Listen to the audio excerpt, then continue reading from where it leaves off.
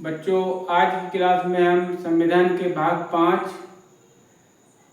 जो अध्याय 4 जिसका शीर्षक है सर्वोच्च न्यायालय, तो सर्वोच्च न्यायालय के विषय में अध्ययन करेंगे।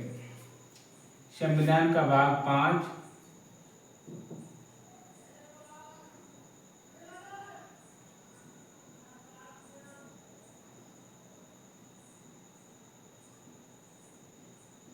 इसका शीर्षक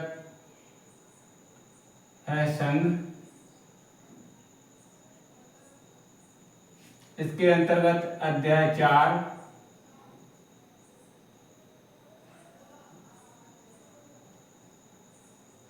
जिसका शीर्षक है सर्वोच्च न्यायालय या उच्चतम न्यायालय।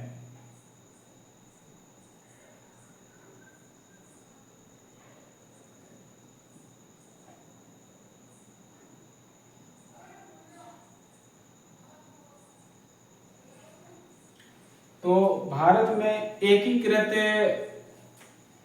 न्यायपालिका है। पूरे देश के लिए केवल एक ही सर्वोच्च न्यायालय है, फिर उसके अधीनस्थ उच्च न्यायालय, फिर उच्च न्यायालयों के अधीनस्थ जो स्थानीय न्यायालय, जिला न्यायालय जो होते हैं। इस तरीके से ये एक न्यायिक प्रक्रिया के तहत न्यायालयों का क्रम। अब बात करते हैं सर्वोच्च न्यायालय, तो थोड़ा पीछे चलते हैं। रेगुलेटिंग एक्ट जो है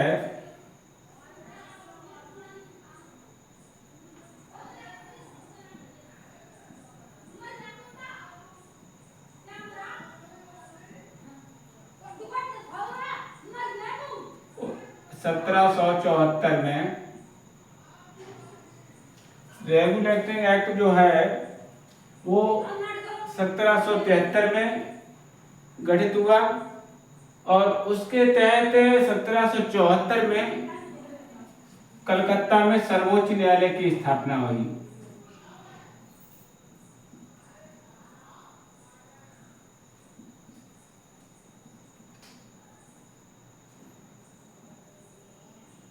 तो सवाल हो गया कि किस एक्ट के तहत सर्वप्रथम सर्वोच्च न्यायालय की स्थापना हुई। तो रेगुलेटिंग एक्ट के तहत जो 1773 में बना, उसके तहत 1774 में सर्वोच्च न्यायालय की स्थापना हुई। कहाँ हुई? कलकत्ता में।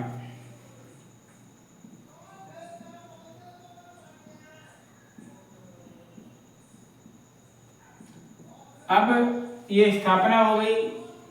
अब सवाल ये पूछता है कि इसमें जो न्यायाधीश थे, सर्वोच्च न्यायालय जो कलकत्ता में गठित हुआ, उसमें कितने न्यायाधीश थे? तो इसमें कुल न्यायाधीशों की संख्या थी 4। 4 न्यायाधीशों में एक मुख्य न्यायाधीश थे,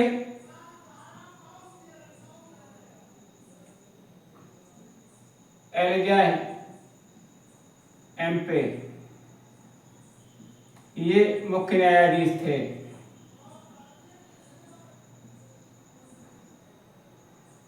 और जो अन्य न्यायाधीश थे वो 3 थे, उन्हें भी जान लिए। चैम्बर्स,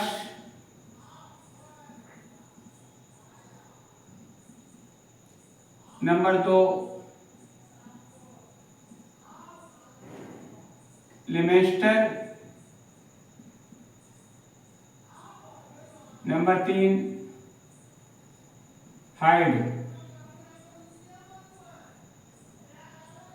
इस तरीके से सवाल पूछ देता है कि रेगुलेटिंग एक्ट के तहत जो सर्वोच्च न्यायालय कलकत्ता में स्थापित किया गया, उसमें मुख्य न्यायाधीश कौन थे? तो एलिजा एम्पे जो थे वो मुख्य न्यायाधीश थे। पूछ देता कभी कभार कि अन्य कौन थे, लेकिन ये जो है एलिजा एम्पे, ये बहुत ही मस्ट है। ये अधिकतर परीक्षाओं में आता है। वैसे इनको भी आप याद करें तो और अच्छा है। तो ये तो थी सर्वोच्च न्यायालय की जो प्रारंभिक जानकारी। अब बात करते हैं 28 जनवरी 1950 को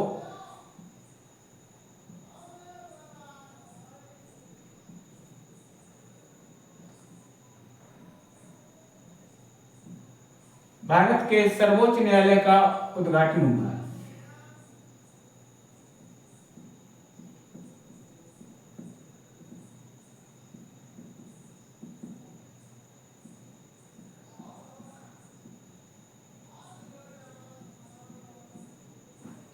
तो ये भी बात याद रखनी है कि जो सर्वोच्च न्यायालय है या उच्चतम न्यायालय है, तो उसका उद्घाटन कब हुआ?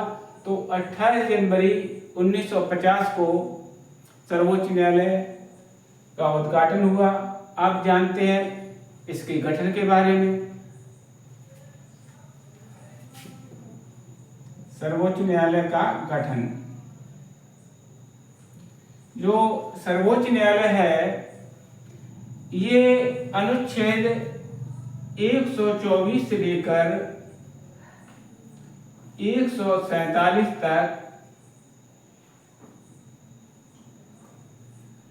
संविधान में वर्णित है। अनुच्छेद 124 लेकर 147 तक। तो अब बात करते हैं गठन की इसकी। तो गठन जो है अनुच्छेद 124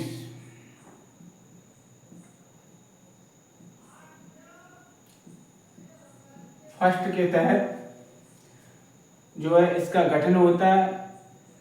गठन में जब 28 जनवरी 1950 को जब इसका गठन हुआ, उस समय पूछ लेता है, जो परीक्षा उपयोगी प्रश्न है उन्हीं पर चर्चा करेंगे, क्योंकि ये जो है पढ़ाई वनडे एग्जाम के परीक्षार्थियों के लिए है, ना कि यूपीएससी वालों के लिए। और किसी के लिए भी हो, ये तथ्य बहुत महत्वपूर्ण होते हैं। जिसके पास तथ्य है वो प्रेजेंटेशन बहुत अच्छे तरीके से कर सकता है, और इसके पास तथ्य ही नहीं तो वो क्या यूपीएससी हो चाहे कुछ नहीं लिख पाएगा। अगर आपके पास किसी विषय वस्तु से संबंधित ज्यादा से ज्यादा तथ्य है तो आप बहुत अच्छा लिख सकते हो उसमें कुछ है ही नहीं, लेकिन अपने अपने प्रेजेंटेशन का तरीका है। कोई कितना अच्छा लिखे कोई बात हमको मालूम है, हम कितने अच्छे तरीके से उसको प्रेजेंट कर सकते हैं, दूसरे को मालूम वो दूसरा कितने अच्छे। तो बात वही है, जिसको तथ्य मालूम है वो चाहे कोई कंपटीशन हो, चाहे वनडे में तो वन लाइनर क्वेश्चन होते हैं, तो निबंधात्मक है नहीं। तो इस वजह से आप लोग यही सीखिएगा कि इसके अंतर्गत जो मुख्य फैक्ट क्या है। तो अनुच्छेद 124 फर्स्ट के तहत अब यहाँ पर सवाल पूछ देता है कि संविधान में जो सर्वोच्च न्यायालय गठित हुआ 28 जनवरी 1950 को उसका उद्घाटन हुआ, उस समय जो न्यायाधीशों की संख्या सर्वोच्च न्यायालय में कितनी थी? सर्वोच्च न्यायालय में शुरुआत में न्यायाधीशों की संख्या कितनी थी? तो शुरुआत में न्यायाधीशों की संख्या 8 थी। 8 न्यायाधीश सर्वोच्च न्यायालय में थे। अब इनमें भी 8 में एक मुख्य न्यायाधीश और 7 अन्य न्यायाधीश। एक मुख्य न्यायाधीश और 7 अन्य न्यायाधीश। ये भी बात फंसा देता है, प्रश्न कभी कभार पूछ देता है कि कितने थे, ऑप्शन दे दिया 7 या 8। तो इस तरीके की याद रखिए, अगर पूरा देता है तो 8, अगर पूछता है कि मुख्य न्यायाधीश से तो 8 हो गए, और मुख्य न्यायाधीशों के अतिरिक्त तो 7 हो गए। तो साधारण सी बात है। तो इनकी जो समय के हिसाब से सर्वोच्च न्यायालय में कितने न्यायाधीश रखे जाएं, तो ये बात जो है संसद जो है निर्धारित करती है। तो इस हिसाब में जो न्यायाधीशों की संख्या समय के हिसाब से बदलती रहती है। अब समय के हिसाब से इनका बदलना, और अब बात आती है बीच बीच में बदलाव होते रहे, कभी 10 हुए, कभी 17 हुए, कभी 13 हुए, और कभी 25 हुए। लेकिन अब वर्तमान में जो न्यायाधीशों की संख्या है 2019 में जो संशोधन हुआ उसके तहत सर्वोच्च न्यायालय में न्यायाधीशों की संख्या 33 न्यायाधीश प्लस एक मुख्य न्यायाधीश। तो इस तरीके से वर्तमान में सर्वोच्च न्यायालय में न्यायाधीशों की संख्या कुल जो है वो 34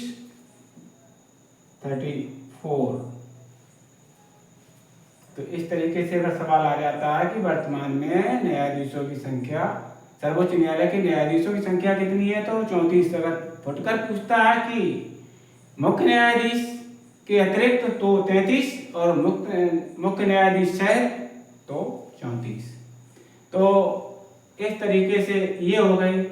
अब सवाल ये भी पूछ देता है कि भारत के इस समय 28 जनवरी 1950 को प्रथम जो मुख्य न्यायाधीश कौन थे, तो उस समय हीरालाल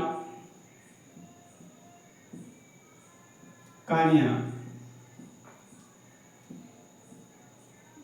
भारत के सर्वोच्च न्यायालय के प्रमुख या मुख्य न्यायाधीश थे। ये बात आ जाती है। अब ये भी पूछ सकता है वर्तमान में भारत के मुख्य न्यायाधीश कौन है, तो वर्तमान में सर्वोच्च न्यायालय के मुख्य न्यायाधीश जो हैं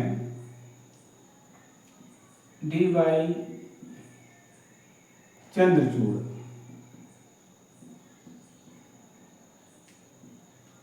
तो ये पूछ देता है कि इनका क्रम कौन सा है, किस क्रम पर है ये, तो इनका जो क्रम है अभी वर्तमान में 50वें क्रम के। अब तक जो न्यायाधीश नियुक्त किए गए हैं उनमें 50वें क्रम के ये न्यायाधीश हैं। और एक तथ्य और आप यहाँ पर आप सीख लीजिए, डी.वाई. जो चंद्रचूड़ हैं उनके पिता वाई.बी. चंद्रचूड़ थे। वो सबसे अधिक समय तक भारत के सर्वोच्च न्यायालय के मुख्य न्यायाधीश रहे। 7 वर्ष 5 माह के करीब जो वाई.बी. चंद्रचूड़ डी.वाई. चंद्रचूड़ जी के पिताजी थे, वो सर्वाधिक समय तक भारत के सर्वोच्च न्यायालय के मुख्य न्यायाधीश रहे। तो ये तो थी इनसे संबंधित बातें। अब अगले पॉइंट पर बात करते हैं।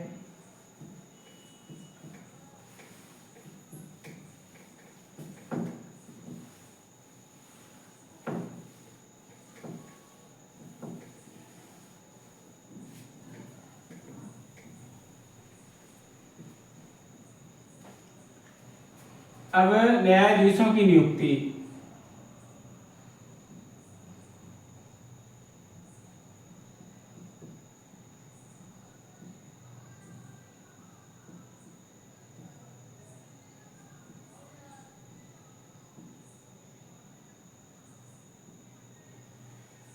न्यायाधीशों की जो नियुक्ति है वो भारत के राष्ट्रपति द्वारा की जाती है।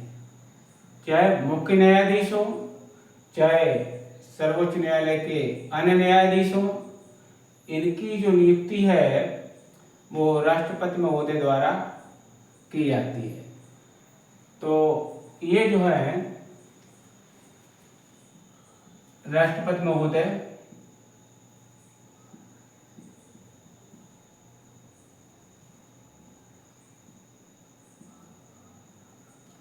सर्वोच्च न्यायालय के मुख्य न्यायाधीश और अन्य न्यायाधीशों की भी नियुक्ति करते हैं। तो अब बात ये आती है कि इनकी जो पदावधि कितनी है, इनका कार्यकाल कितना है। तो न्यायाधीशों का कार्यकाल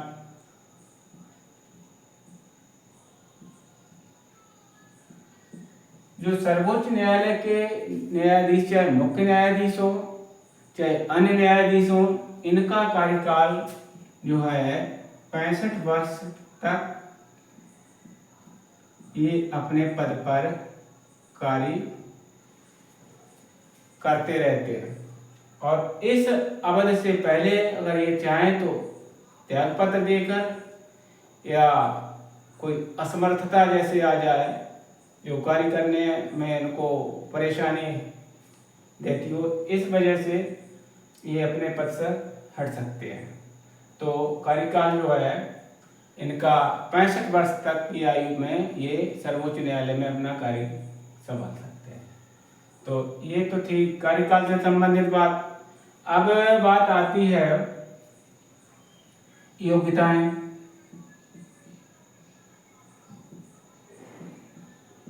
तो सर्वोच्च न्यायालय के न्यायाधीश बनने के लिए से भारत का नागरिक होना चाहिए और जो है वह कम से कम जो सर्वोच्च न्यायालय में न्यायाधीश बनना चाह रहा है तो वह कम से कम किसी उच्च न्यायालय में, किसी भी राज्य के उच्च न्यायालय में या केंद्र शासित प्रदेश में भी, जैसे दिल्ली में अपना एक उच्च न्यायालय, केवल केंद्र शासित प्रदेश दिल्ली ही एकमात्र ऐसा प्रदेश है जहाँ पर न्यायालय की स्थापना की गई है। तो कहीं पर भी देश के किसी भी राज्य के उच्च न्यायालय में अगर वो 5 साल तक न्यायाधीश के पद पर कार्य किया हो या एक राज्य से अधिक राज्यों में उस न्यायाधीश ने जो उच्च न्यायालय के न्यायाधीश के रूप में कार्य किया हो, तो इस तरीके से जो कार्यकाल है एक राज्य से 5 वर्ष या एक से अधिक राज्यों से जो किसी भी राज्य में एक या दो, एक से अधिक राज्यों में 5 वर्ष तक न्यायाधीश के पद पर रहे हों तो वो सर्वोच्च न्यायालय के न्यायाधीश नियुक्त हो सकते हैं। और दूसरा जो है, अगर न्यायाधीश नहीं है तो 10 वर्ष तक कोई भी अधिवक्ता जो 10 वर्ष तक राज्य के उच्च न्यायालय में या अन्य एक से अधिक राज्य के उच्च न्यायालयों में 10 वर्ष तक जिसने वकालत की हो, तो राष्ट्रपति महोदय ऐसे व्यक्ति को सर्वोच्च न्यायालय के न्यायाधीश के पद पर नियुक्त कर सकते हैं। तो ये रही बात। अब उसके बाद निष्कासन।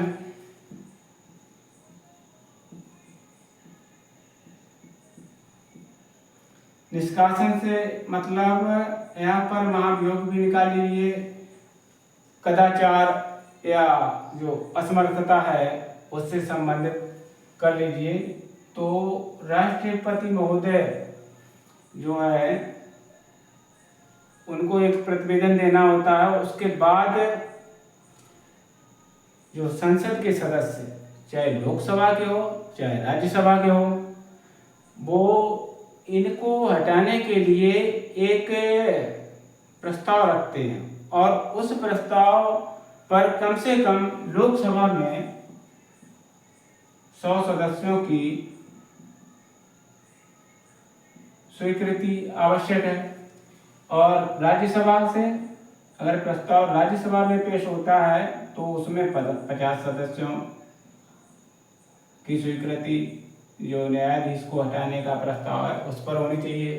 फिर उसके बाद जो सदन के अध्यक्ष और सभापति महोदय हैं वो एक समिति गठित करते हैं, 3 सदस्यीय समिति। वो उसकी जांच करती है, अगर जांच में सही पाए जाते हैं तो महाभियोग की प्रक्रिया के तहत जो उनको हटाने की रीत है उससे उनको हटा दिया जाता है। तो ये भी जो हटाने की प्रक्रिया है ये संविधान संशोधन की प्रक्रिया के अंतर्गत आती है।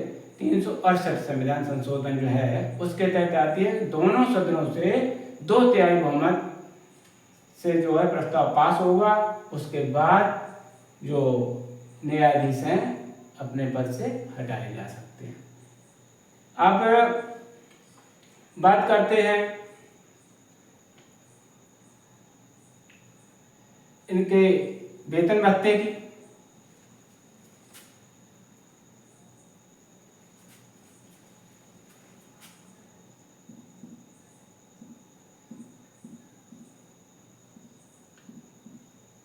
तो अनुच्छेद 125 के तहत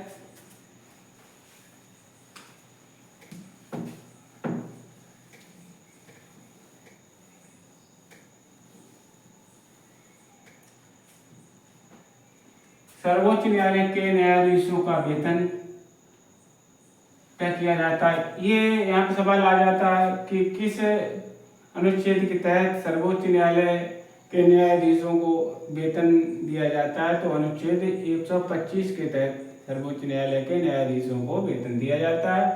तो इस वेतन के संबंध में जो महत्वपूर्ण बातें हैं वो भी आप जान लीजिए। ये जो वेतन इनको है भारत की जो संचित निधि होती है उससे मिलता है, कंसोलिडेशन फंड से इनको वेतन दिया जाता है न्यायाधीशों को। भारत की संचित निधि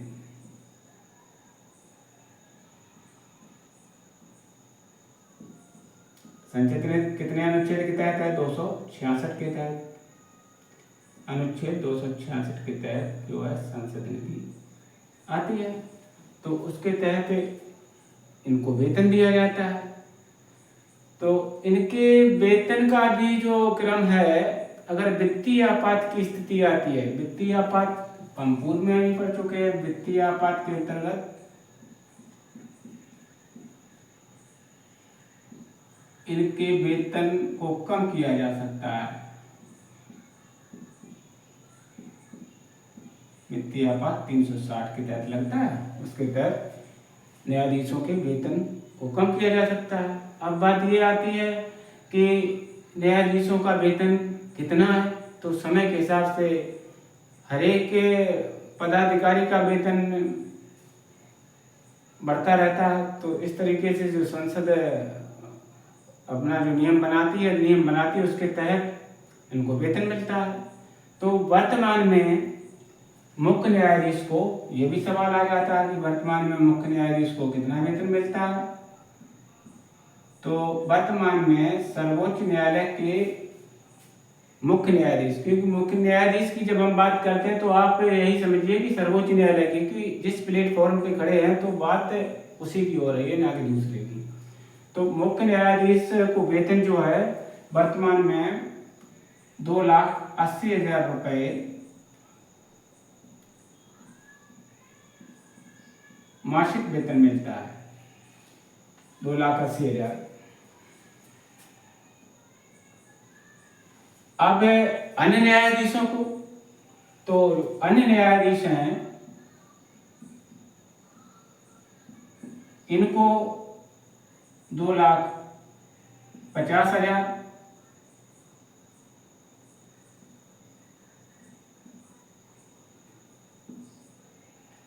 2.50। तो अब इनको पेंशन की भी व्यवस्था की गई है।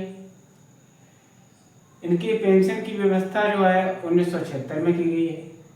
1976 में न्यायाधीशों को पेंशन की व्यवस्था की गई है।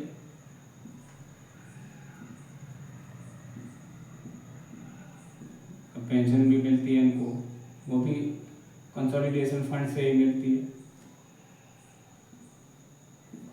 तो ये तो थी अनुच्छेद 125 के अंतर्गत महत्वपूर्ण तथ्य। अब अनुच्छेद 126 के तहत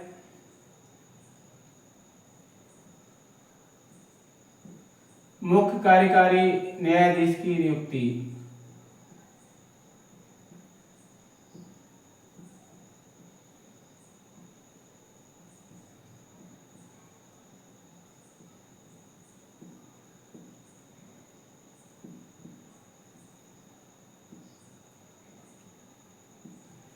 किसी कारणवश जो सर्वोच्च न्यायालय के सीजेआई जो हैं अनुपस्थित रहते हैं या कुछ और प्रॉब्लम हो जाती है, तो उस स्थिति में मुख्य कार्यकारी न्यायाधीश की नियुक्ति राष्ट्रपति महोदय कर सकते हैं।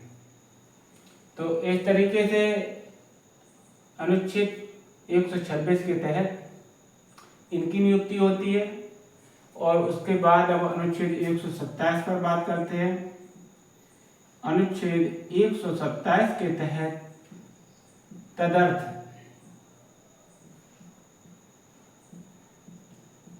न्यायाधीशों की नियुक्ति।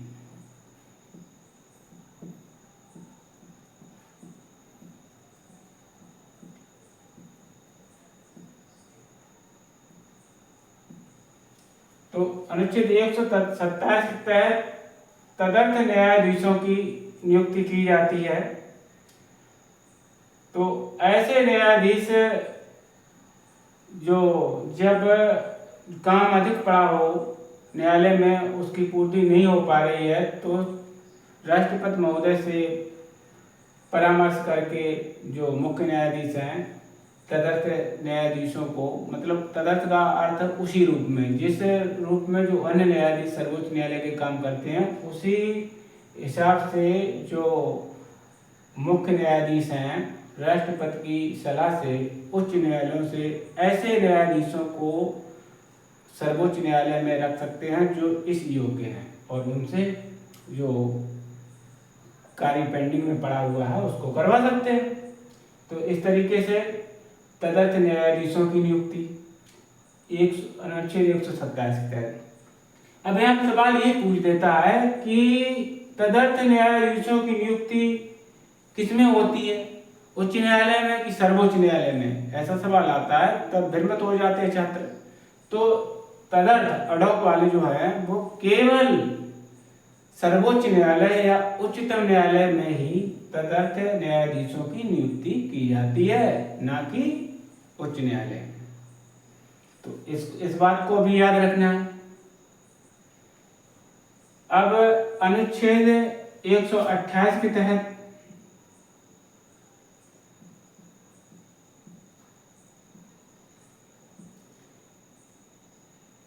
अनुच्छेद 128 के तहत जो भारत के सीजेआई हैं वो अवकाश प्राप्त न्यायाधीशों को काम के लिए अपने न्यायालय में रख सकते हैं।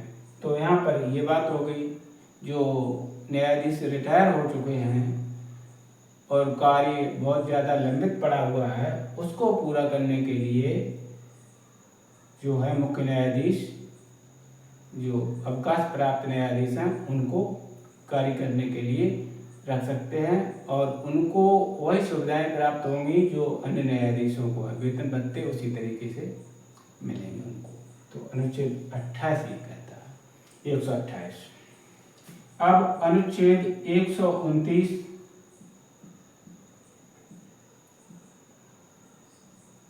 ये अभिलेखी न्यायालय है कि जो भी आदेश और निर्णय दिए गए हैं उनका लिखित रूप में न्यायालय के पास साक्ष्य है।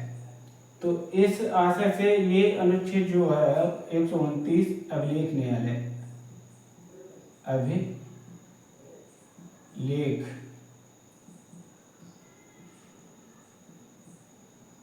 न्यायालय है। अब अनुच्छेद 130 की बात करते हैं। अनुच्छेद 130 के अंतर्गत सर्वोच्च न्यायालय के स्थान की बात कही गई है। क्या? सर्वोच्च न्यायालय के स्थान की बात। तो सर्वोच्च न्यायालय का स्थान कहाँ होगा, यह भी जो है राष्ट्रपति महोदय तय करेंगे। तो कहीं भी हो सकता है, वर्तमान में अभी दिल्ली में। इससे इस तरीके की जो बात है, बैठकें जो हुई और जहाँ पर कार्रवाई कुछ हुई, तो वहाँ एक श्रीनगर,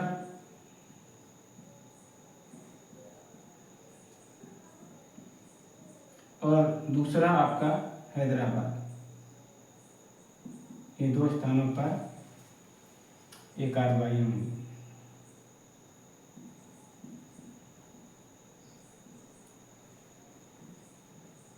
तो अनुच्छेद 130 के तहत सर्वोच्च न्यायालय का स्थान।